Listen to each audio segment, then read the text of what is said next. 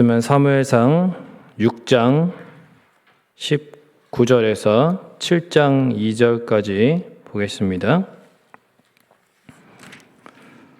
구약성경 417페이지 사무엘상 6장 19절에서 7장 2절까지 말씀을 교독하도록 하겠습니다. 벳세메스 사람들이 여호와의 궤를 들여다본 까닭에 그들을 치사 70명을 죽이신지라. 여호와께서 백성을 쳐서 크게 살육하였으므로 백성이 슬피 울었더라. 벳세메스 사람들이 이르되 이 거룩하신 하나님 여호와 앞에 누가 능히 서리요? 그를 우리에게서 누구에게로 올라가시게 할까 하고 전령들을 기란 여아림 주민에게 보내어 이르되 블레 사람들이 여호와의 궤를 도로 가져왔으니 너희는 내려와서 그것을 너희에게로 옮겨 가라. 기랏 여아린 사람들이 와서 여호와의 궤를 옮겨 산에 사는 아비나답의 집에 들여놓고 그의 아들 엘리야사를 거룩하게 구별하여 여호와의 궤를 지키게 하였더니 궤가 기란 여아림에 들어간 날부터 20년 동안 오래 있은지라. 이스라엘 온 족속이 여호와를 사모하니라. 아멘. 오늘 새벽에도 나오신 하나님의 자녀 되신 우리 성도님들에게 또 하나님 아버지의 긍휼과 사랑이 풍성한 하루 되시기를 축원을 드립니다. 제가 중고등학교 때 이제 아버지가 목회하시던 그 교회가 이제 뭐 집 밑에도 있었고, 이게 이제 또 이사를 갔을 때는 이제 방문을 열면은 그 상가교회에서 이제 또 목회하실 때도 그렇게, 그러니까 교회가 너무 가깝죠. 아무 때나 편하고 교회에서 이렇게 이제 기도할 수 있어서 참 좋았는데, 뭐 주로 시험을 앞두고라든지 이제 평소에 마음이 좀 심란하고 고민이 있을 때, 청소년 시절이니까 그때 이제 아무도 없는 시간대 이제 교회에 나와서 기도를 하는데, 특히 이제 강대상 근처에서 이렇게 기도하는 것이 좋았습니다. 이게 강대상에 있으면, 여기는 강대상이고 이제 전체적으로 강단이라고 할 때에 이제 신발을 벗고 이렇게 강단에 이렇게 한쪽에 강대상 근처에 이렇게 이제 자리를 잡고서 그렇게 이제 기도를 하는 거예요, 어릴 때. 그게 좋더라고요. 왠지 더 하나님께 가까이 있는 것 같고. 그래서 이제 그 뭐 수영록 교회도 그때 이제 금요철야 그 기도 세미나 갔을 때에도 이렇게 보니까 청소년들이 이렇게 이제 강대상에 이렇게 쫙 올라옵니다. 예. 그 모습이 참 보기 좋더라고요. 그러면서 그 강대상에서 이렇게 이제 무릎 꿇고 기도도 하고 찬양도 하고 이제 그러는 모습들이 그 10년 가운데 이제 그런 거죠. 하나님께 더 가까이 나아가고 싶다, 이런 마음이 있는 거죠. 그래도 이제 강대상에서는 기도하지 않았습니다. 강대상에서는 기도하지 않았는데, 지금 생각해 보면은 그때는 이제 강대상은 그래도 이제 목사님이 말씀을 전하시는 거룩한 단이다, 이런 이제 생각이, 그런 거룩한 상이다, 이런 생각이 있었던 것 같아요. 청소년 시절에. 그게 왜 그러냐면 그 당시 이제 교회를 청소하시는 그 권사님들이요, 강대상을 청소하시기 전에 늘 먼저 뭐 하시냐면 이렇게 신발을 벗고 강단에 이렇게 단에 오르셔가지고 항상 무릎을 꿇고 이제 기도를 하시는 거예요. 여기서 기도를 하시고 그 다음에 이제 강대상을 닦으셨습니다. 제가 이제 토요일 날 교회 청소를 이제 어릴 때 돕다가 이렇게 보면은 항상 권사님들이 그렇게 기도를 하시고 강대상을 닦으시는 거예요. 그래서 강대상은 정말 거룩한 것이구나, 이제 이렇게 생각을 했던 거죠.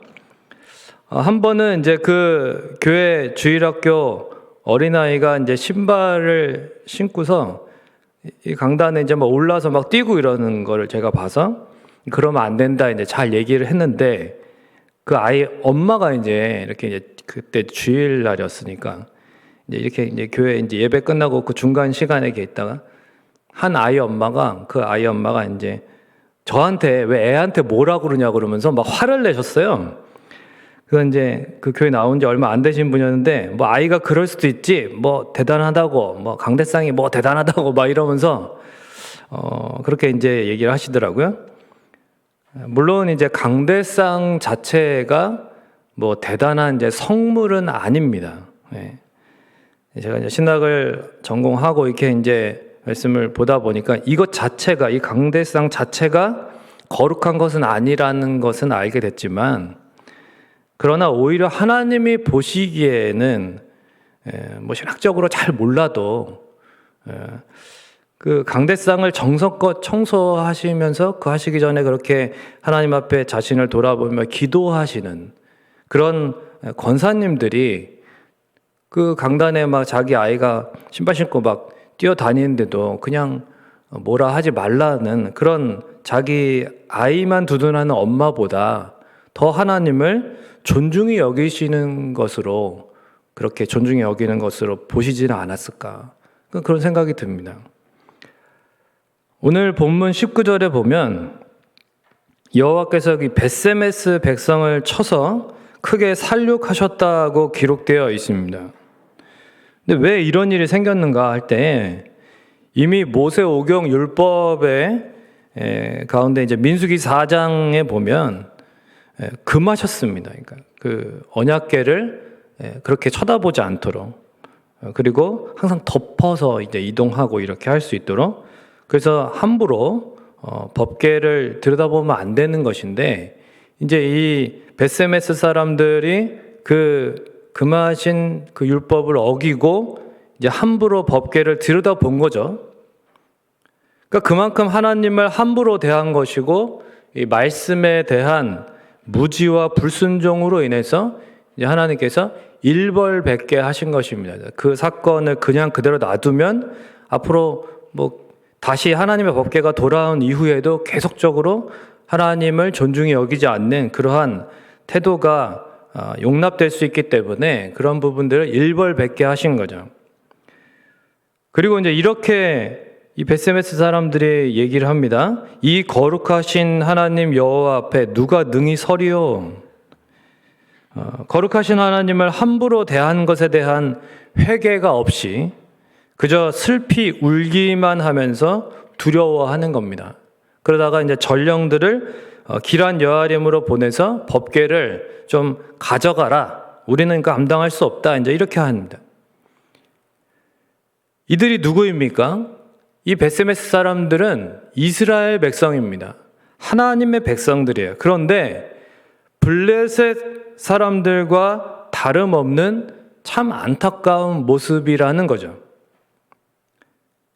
앞장에서 살펴본 것처럼 하나님은 이스라엘의 도움 없이 스스로 법궤를 이동시키셨습니다. 이렇게 하나님이 점점 자기 백성에게로 이제 법궤를 가지고 돌아오셨습니다. 이스라엘 백성들이 하나님의 법궤를 다시 우리에게 돌아오게 하옵소서라고 기도한 적이 없어요. 노력한 것도 없습니다. 하나님 스스로 자신의 영광을 빼앗기지 아니하시고 하나님의 권능을 나타내시며 그 각 블레셋 지역에서 하나님은 그렇게 하나님의 법궤를 다 그렇게 거쳐서 돌아오게 하셨습니다. 블레셋 지역을 쑥대밭으로 하나님이 만드셨습니다. 심판하셨습니다. 그리고 블레셋 백성들을 두려워 떨게 만드셨습니다. 오늘 6장 1절에서처럼 무려 7개월간 아스돗과 가드, 에그론 등 블레셋 주요 지역이 이 하나님의 심판을 받았습니다. 그래서 블레셋 사람들이 6절에서 이야기한 것처럼 마치 애굽의 열재앙과 출애굽 사건 같은 너무나 강력한 하나님의 권능을 경험한 것입니다. 그래서 이 1절에서 12절까지는 법궤를 이스라엘로 돌려보내는 이 블레셋의 그나마 다행인 판단과 그럼에도 여전히 어리석게 하나님의 권능을 의심하며 시험하는 모습이 같이 기록되어 있습니다. 영적으로 굉장히 무지몽매하고 분별력이 없으니까 당연한 모습이지만 우리 자신도 비추어 보아야 합니다. 누가 봐도 하나님의 권능이고 하나님의 일하심이고 하나님의 사인인데 또 시험하고 또 의심하고 있는 것은 없는지, 여러분, 하나님은 애매하신 분이 아니라 늘 계시하시고 말씀하시는 하나님이십니다. 사람들은 하나님의 뜻을 모르겠다고 합니다. 그러나 하나님의 뜻은 하나님의 말씀에 분명하게 나타나 있습니다.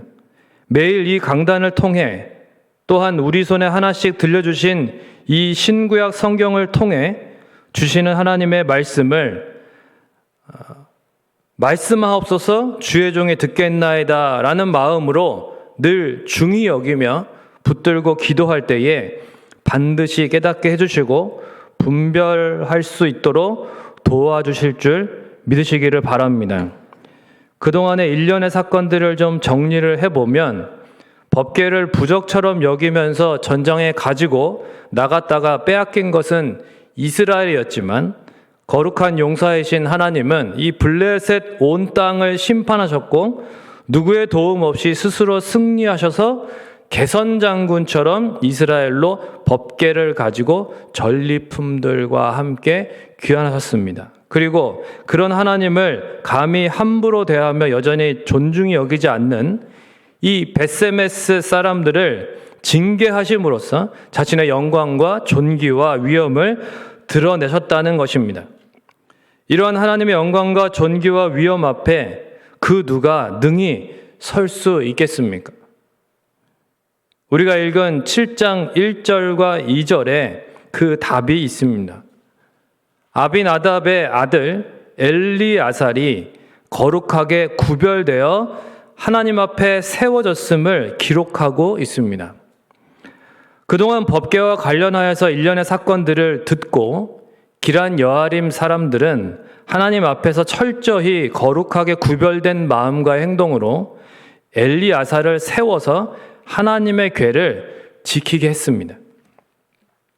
그런데 사실 엘리아살의 입장에서 생각해 보면 이것은 너무나도 무겁고 두려운 일일 수 있습니다. 그렇지 않겠습니까? 여러분 생각을 해보세요. 자신이 맡은 앞으로 맡게 될 이 법궤로 인해서 이미 수많은 사람들이 블레셋과 이스라엘에서 죽어갔습니다. 심판과 징계를 받았습니다. 여러분이 만약에 이 엘리아살이라면 어떤 심정이시겠습니까? 편하고 쉽게 대할 수 있겠습니까? 엘리아살은 그러나 도피하지 않았습니다. 자신이 맡은 막중한 이 법궤로 인해 왜 이전에 많은 이들이 특히 직전에 그 벳세메스 사람들이 죽임을 당했는지 관심을 가지고 연구하지 않았겠습니까? 그 이야기를 들었는데 어떻게 그냥 넘어가겠습니까? 자기가 이 법궤를 맡아야 되는데. 그렇게 생각하고 도출된 결과가 무엇이었을까요? 하나님이 자신에게 맡기신 일을 하나님이 주신 율법의 말씀대로 철저히 순종하면 된다는 것을 깨닫게 된 것입니다. 그리고 그렇게 말씀이 기준이 되는 순종의 삶을 살았을 때에 20년 동안이나 법궤를 무사히 지켜낼 수 있었던 것이고, 그리고 그가 끼친 그러한 선한 영향력이 있었기 때문에 이스라엘 온 족속도 엘리아살처럼 여호와를 사모하게 되었던 것입니다. 그러니까 이 엘리아살은 사무엘이 20년 후에 등판하기 전까지 하나님이 거룩하게 구별하여 세워서 사용하신 하나님의 사람입니다. 그래서 이 엘리아살의 20년간의 영향력이 온 이스라엘 백성들이 여호와를 사모하였다라고 하는 말씀으로 나타나는 것입니다. 그래서 말씀을 맺겠습니다. 우리가 하나님을 존중히 여기면 세상도 하나님을 존중히 여기게 된다는 것입니다. 선한 영향력입니다. 벳세메스 사람들처럼 하나님의 말씀을 경시하며 범죄치 말고 엘리아살처럼 하나님이 무엇을 원하시고 기뻐하시는지, 어떻게 하나님이 내게 맡기신 일을 잘 감당할 것인지를 항상 어디에서? 말씀에서 답을 찾아서 순종하는 삶, 하나님을 존중히 여기는 삶입니다. 이것이 이러한 삶을 통해서 선한 영향력을 끼치게 되는 것이고, 그래야 할 때 하나님이 우리를 복의 통로로 사용하시는 것입니다. 저 여러분이 이러한 하나님의 말씀을 중히 여기고 하나님을 존중히 여기면서 선한 영향력을 끼치는 그러한 복의 통로가 되시기를 주님의 이름으로 축원을 드립니다. 이 시간 우리 나 주님의 기쁨 되기 원하네 이 찬양 드리시고 같이 기도하겠습니다.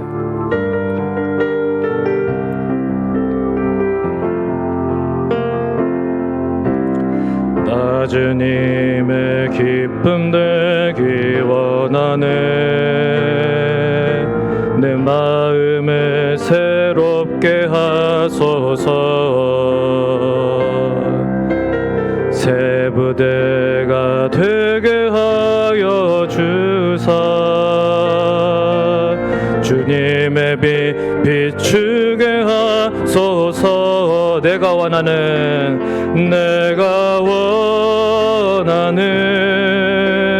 한 가지 주님의 기쁨이 되는 것 내가 원하는 한 가지 주님의 기쁨이 되는 것 겸손히 내 마음 드립니다. 나의 모든 것 받으소서 나의 맘 깨끗게 씻어주사 주의 길로 행하게 하소서 내가 원하는 한 가지 주님의 기쁨이 되는 것 내가 원하는 한 가지 주님의 기쁨이 되는 것 내가 원하는 한 가지 주님의 기쁨이 되는 것 내가 원하는 한 가지 주님의 기쁨이 되는 것 이제 말씀을 기억하면서 기도하실 때 하나님의 말씀이 희귀한 시대 가운데 하나님의 임재의 상징이고 하나님의 말씀의 상징이 들어있는 이 법궤를 지켜간다는 것, 이 귀한 사명을 맡았을 때에 처음에는 두려웠겠죠. 너무나 떨렸을 것이고 너무나 막중했을 것입니다. 그러나 그것을 오히려 하나님께서 내게 주시는 복의 기회로 삼을 수 있었던 것입니다. 그것은 바로 하나님의 말씀을 통해서 답을 찾았던 것이고 하나님께서 허락하시는 그 은혜의 방편들을 붙잡았던 것이죠. 하나님을 붙잡으면 하나님께서 그를 붙잡아 주시고 그 삶 가운데 하나님의 선한 영향을 끼칠 수 있도록 하나님이 사용하여 주십니다. 오늘 새벽에도 하나님을 존중히 여기며 하나님의 말씀을 중히 여기고 하나님의 말씀을 붙잡고 기도할 때에 하나님께서 우리의 삶을 통해서 선한 영향을 끼치시고 또한 우리 주변의 인생들도 하나님을 존중히 여길 수 있도록 하나님이 우리를 사용하실 것입니다. 이러한 복된 인생이 될 수 있도록 또한 개인적인 기도의 제목을 가지고 또한 부재중에 계신 또 목사님도 잘 다녀오실 수 있도록 또 여러 가지 여러 기도 제목을 가지고 기도하시다가 돌아가시겠습니다. 좋으신 아버지 하나님 은혜와 사랑하여 감사합니다. 하나님 아버지 하나님께서 하나님의 막중한 사명을 하나님 엘리야살에게 맡기시고 하나님의 말씀이 희귀한 시대에 하나님께서 은혜를 부어주셔서 하나님 엘리야의 삶을 통해서 하나님 영광 받으시고 또한 하나님 앞에 선한 영향력을 이렇게 끼치며 살아갈 수 있도록 하나님께서 거룩하게 구별하여 세워주셨습니다. 참으로 하나님 아버지 누가 능히 하나님 앞에 서리요 모두가 두려워하지만 그러나 엘리야살은 두려움으로 기피하지 아니하고 하나님 앞에 머리를 조아리며 겸손히 자신의 모든 것을 드리며 하나님이 무엇을 기뻐하실지 하나님이 무엇을 원하실지 말씀을 율법을 통해서 답을 찾았습니다. 하나님 아버지 그러한 삶을 통해 하나님 선한 영향력을 백성들에게 끼치게 하시고 백성들이 하나님을 20년 동안 또한 사모함으로 하나님 사무엘이 나타나기 전까지 사무엘이 등판하기 전까지 그 하나님 이스라엘 백성들이 하나님을 사모함으로 준비되게 하셨습니다. 하나님 우리도 이러한 엘리야살과 같이 하나님 거룩하게 구별되어 하나님 세워지기를 원합니다. 하나님 앞에 우리의 힘으로 설 수 없지만 하나님이 우리를 말씀으로 세워주시고 하나님의 은혜로 붙잡아주시고 하나님 앞에 또한 구별되게 하실 때에 하나님을 존중히 여기는 삶을 통하여서 하나님의 말씀을 중히 여기고 하나님의 말씀을 붙잡고 하나님의 말씀에서 답을 얻는 삶을 살아갈 때에 하나님 우리를 통하여 하나님 아버지의 세상도 하나님을 존중히 여기게 하실 것이고 하나님의 백성들이 또한 서로 선한 영향을 받을 수 있도록 하나님 우리를 사용하여 주옵소서. 우리가 이러한 복된 인생이 될 수 있도록 하나님 우리에게 복을 주시고 이 새벽에도 하나님의 말씀 붙잡고 기도할 때에 하나님 우리에게 답이 되어 주시고 하나님 우리에게 길을 열어 주시옵소서. 주님 말을 간구합니다.